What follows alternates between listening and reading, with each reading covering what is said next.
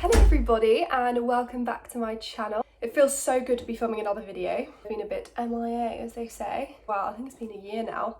My dog's next to me sleeping and she looks really sweet. So today we're going to be talking about skin. This is something that is very close to my heart. I'm going to be honest, I'm really scared about filming this video. Yeah, just exposing myself because obviously this is quite a personal thing. I mainly want to start a conversation. I think it's something that doesn't really get talked about much, and that's one of the reasons why I'm talking about it today. I don't know who's going to watch this, I don't know how many people are going to watch this, but if you've ever suffered from skin problems, whether it be acne, eczema, psoriasis, I want you to know that it's common, it's normal, it really is. I don't want anyone to feel sorry for me because I have the skin. There's a lot of things that I'm grateful for. There's a lot worse things, but this is one of them. So, a bit of backstory on it. I had clear skin, normal skin up until the age of about 12. So when I was 12, I started puberty. I started my period, so I think that's quite common. I think it definitely correlates in one way or another to my period. So I started noticing a few spots. They tended to be in the middle of my face, either on my forehead, T-zone, my pores here, or my chin. I didn't get any on my cheeks until I was about 17. I'm 20 now, so I've been suffering with it for about, 8 years, which is a very, very long time.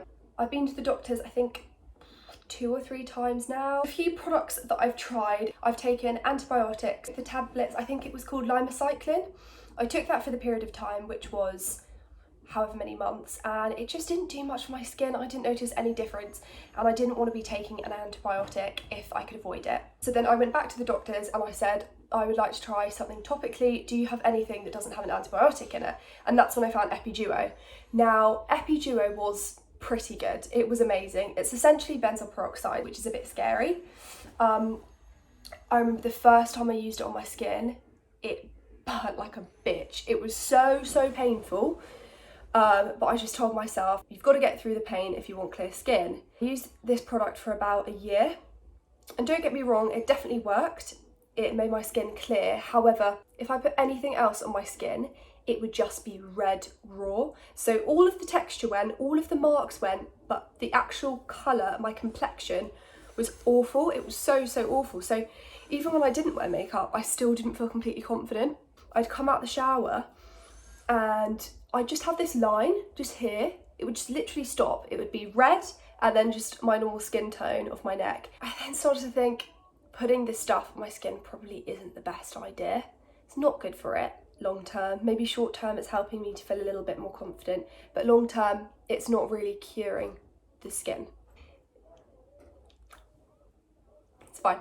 My sister's hoovering her car outside, so if you can hear that noise, that's her. Sorry about that noise. I tried a treatment called Dermapen. Essentially what Dermapen is a bit like a derma roller, for those of you who know. It's a pen with 3 tiny needles, micro needles. So a trained clinician will use the pen on your skin and do a sort of cross-hatching motion, and these tiny little needles will go in and out of the skin. Now I know it sounds terrifying, but it's not that painful.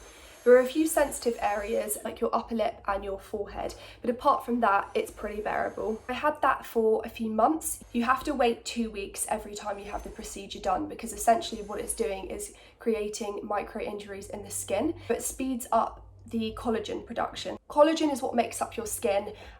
People find that as they get older, their collagen levels deplete. It's essentially what gives your skin the bounce and basically regenerates your skin. The first time I had it done, I noticed it made such a difference. Along with this, it was summertime, so my skin was getting a good amount of vitamin D, and sunshine is something that always helps my skin. After I had it done, I went back to uni, so it was quite difficult for me to have the treatment. So I was waiting a bit longer between each treatment, and I think my skin basically acclimatized to the procedure. And even when I went back to doing it every 2 weeks, it just didn't really make a difference. One thing that's hard about having acne is that no matter what anyone says, you're going to view your skin the way that you view your skin. I'd really advise to take photos. So I've taken tons and tons of photos, and one thing that's really interesting is that I'm never happy with my skin. It doesn't matter how good it's been in the past. I will never be happy with my skin in that moment. So now I will look back at photos and think, God, it was so much better then. I find it really hard to just kind of accept it how it is now. And I have moments when I get up in the morning and I just want to go back to bed because I'm so embarrassed of what it looks like. You are so much more than your skin. I mean, in this video, I'm a bit self-conscious. I'm a bit worried that my skin doesn't look airbrushed. I'm a bit worried that you can see my pores. I'm a bit worried that you can see my redness. But it's about being kind to yourself, because some things you can change, some things you can definitely help, but some things you can't. I'm going to insert some pics in this video. This first picture is when I was about 12. That was when I first started noticing the spots. Like I said, they were really, really small, nothing to be that concerned about, but they were a bit annoying. These photos are from 2017. This picture's from 2018. It is when I started using Epiduo. You can see how red my skin was after the shower. I noticed that it started to get worse whenever I was stressed. These pictures here are from 2019 when I was in my second year of uni. It was a very, very stressful time in my life. It was so angry at the time. It used to get really itchy and just painful.